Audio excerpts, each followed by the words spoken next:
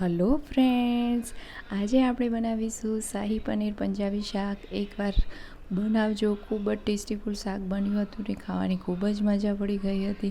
તમે એકવાર ઘરે બનાવશો તો વારંવાર ઘરે બનાવીને જ આવી ટેસ્ટીફુલ સબ્જી ખાવાનું મન થઈ જાય તેવું શાક છે.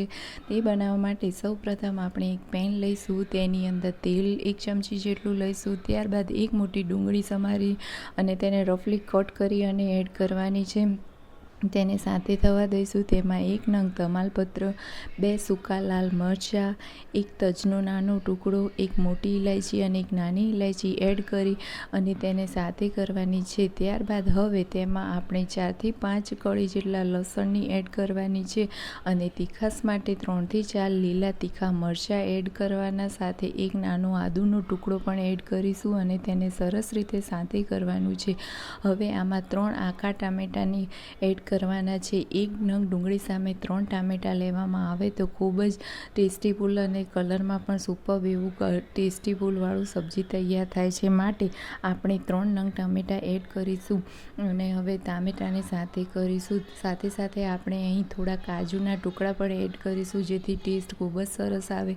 અને અહીંયા કોઈ પણ મસાલાનો ઉપયોગ કર્યા વગર જ આ બેઝિક મસાલાઓથી જ આપણે ખૂબ જ ટેસ્ટી ઘરે જ શાહી પનીર સબ્જી હોટલ જેવું ટેસ્ટીફુલ બનાવવાનું છે. માટે હવે તેને 3 થી 4 મિનિટ સુધી સાથે થવા દઈશું અને સાથે સારી રીતે થઈ જાય ત્યારબાદ હવે તેને ઠંડુ થવા દો અને ઠંડુ થયા બાદ હવે આપણે એક મિક્સર જારમાં તેની ફાઇન પેસ્ટ બનાવવાની છે અને આ ગ્રેવી ખૂબ જ ફાઇન કરવાની, જેથી ટેસ્ટીફુલ સબ્જી તૈયાર થાય. હવે આપણે એક પેન લઈશું, પેનની અંદર તેલ ગરમ કરીશું, જીરાનો સાંતળી અને ત્યારબાદ આ ફાઇન પેસ્ટને તેમાં એડ કરવાની છે અને 3 થી 4 મિનિટ સુધી તેને સરસ એવી ચડવા દેવાની છે, જેથી તેનો કલર ચેન્જ થઈ જશે. ત્યારબાદ હવે તેમાં આપણે સૂકું લાલ મરચું એકદમ થોડુંક બેઝિક જ ઉમેરવાના છીએ, સાથે પીંચ હળદર અને સ્વાદ અનુસાર મીઠું એડ કરી ધાણા જીરું પાવડર નાખીશું.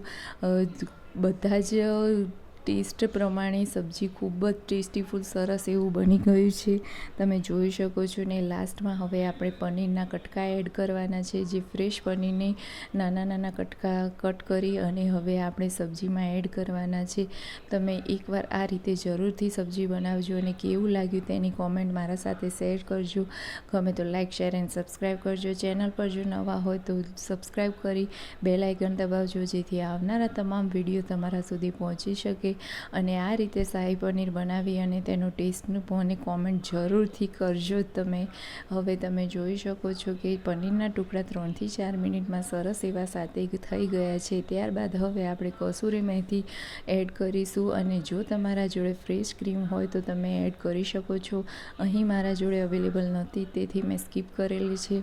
અને હવે આપણે લાસ્ટમાં કોથમીર વડે ગાર્નિશ કરી અને તૈયાર કરીશું આપણું શાહી પનીર સબ્જી. ખૂબ જ ટેસ્ટીફુલ સબ્જી બન્યું હતું. એકવાર જરૂરથી બનાવજો અને આ એકવાર બનાવ્યા પછી તમે હોટલના સબ્જી ભૂલી જાઓ તેવા સરસ ટેસ્ટીફુલ સબ્જી બને છે. આ મારા હસબન્ડનું ફેવરેટ સબ્જી છે. એકવાર જરૂરથી બનાવજો અને મને કોમેન્ટ કરજો અને નેક્સ્ટ વિડીયો તમારા માટે શું લાવું તેની પણ મને કોમેન્ટ કરજો. Thank you so much my YT family. हर हर महादेव. मिलते हैं नेक्स्ट वीडियो में, तब तक के लिए